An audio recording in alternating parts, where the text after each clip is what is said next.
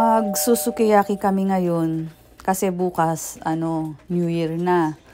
Ngayon Noche Buena, ito na lang yung lulutuin ko ngayong gabi. Ito yung beef or yung karne ng baka na ilalagay ko sa sukiyaki. Tapos may iba't ibang klase ng mushroom, may maitake, tapos shiitake. Ayan, may negi rin dyan. At lalagyan ko rin siya ng yaki tofu. Or yung parang inihaw na tofu. Yan. At syempre yung ating sauce. Itong shiitake, slice ko lang ng konti sa ibabaw niya. Tapos ayan na yung mga ibang gulay, inarrange ko na rin.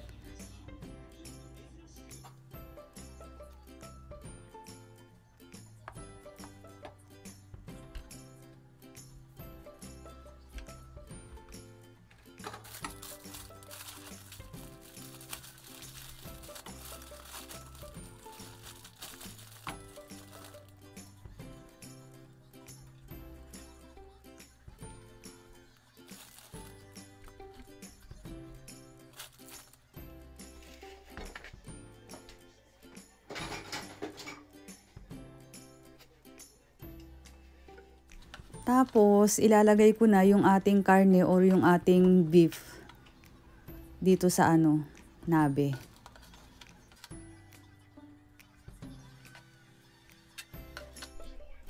Nilagyan ko na siya ng sukiyaki sauce. Tapos, papakuluan ko na. Ayan, kumukulo na ang ating sukiyaki. Maya-maya, pwede na siyang kainin.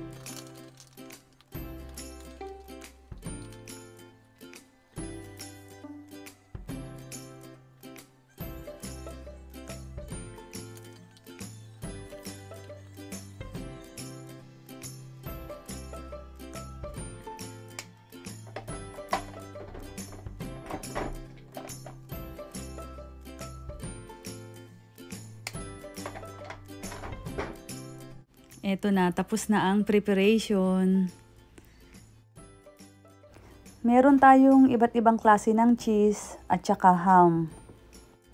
Itong nasa kanan, yan, roast ham. Tapos, eto yung mga fruits or yung mga bilog-bilog.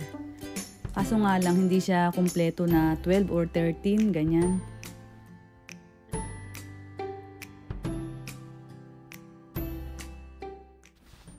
Ito nga palang ham at saka cheese. Maganda yung pulutan or utsumami sa wine or di kaya champagne.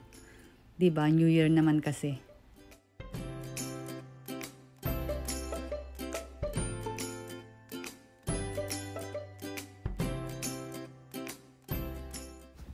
Yan, ready na ang champagne. Hinihintay ko na lang mag 12:00.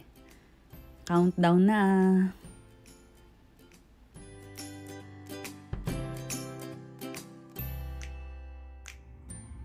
Kampay na tayo at Happy New Year sa ating lahat. Thank you for watching and see you on my next vlog. Bye-bye!